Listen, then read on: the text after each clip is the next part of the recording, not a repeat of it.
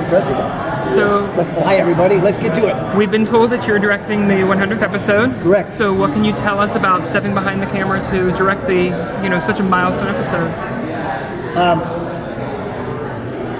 Well, certainly that won't be a part of it for me. For me, like every time I direct, it's like, don't screw it up. You know what I mean? Like literally, it's like, look, really talented cast, really talented writers.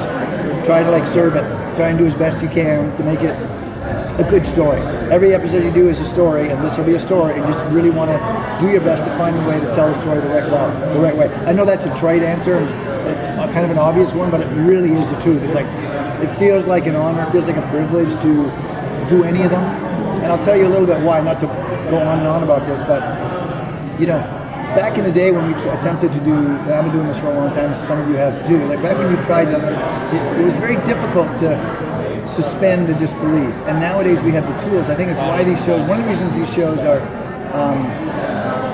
do well publicly is because the technology in many ways is caught up, and the economics and the technology have merged in the sense that now we can, when the last one I directed was like, you know what, we had 3 kind of finales, and I was like, you know what would be really good is if Grant went up and got the helicopter. And you need a helicopter, you need skyline, you need an alleyway, you need all these effects and the thing, and then you need to like paint in the stuff that you can't actually shoot. I can't have them run up the sky, but I got to get that shot. And nowadays I can do that shot. I can have the budget for it. And that used to be the domain of the big screen. Like it just used to be. And now it's like it's astonishing. We did even every year when you're directing and you're working with people.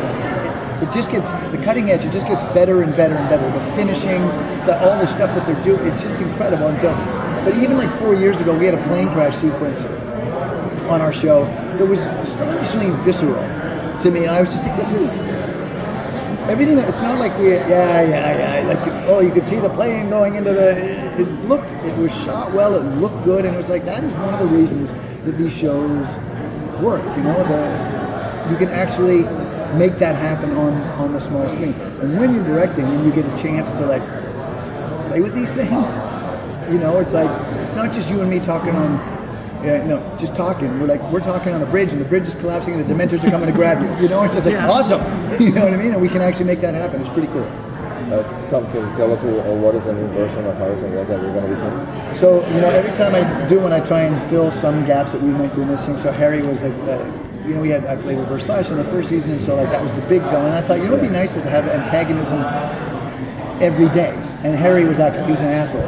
Pardon my language. He was a bit of a jackass. Good guy ultimately, but he could, Barry is so winning, and Cisco is so winning, and Caitlin is so winning, and and Iris is so winning, and Joe is so winning. And then there's the guy who's like not. And it gave them some good things to play. Then the next season was like, well, we can have a little more humor, and that was, HR, who Harry thought was an idiot, and HR thought it was the greatest thing ever. And it was great to play that kind of enthusiasm. And then he ended up being heroic in his own right.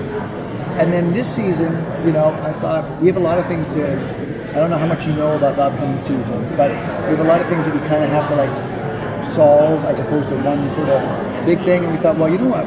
If we created this guy who's a Sherlock Holmes character, and then that's been done 1,000 times. So my take on it was like, maybe if he's like Sherlock, Sherlock was, and maybe if he isn't, potentially, maybe he is, and maybe he isn't the most upstanding.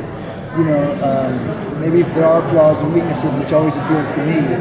One of the things about the Iron Man thing I thought was so great is that they were so flawed and they were weak, and but they were so good, and they elevated the material. So we can take a swing with this guy, who maybe you can trust him and maybe you can't. I don't want to say too much, but it's going to be fun to play. And it's going to come from a different world?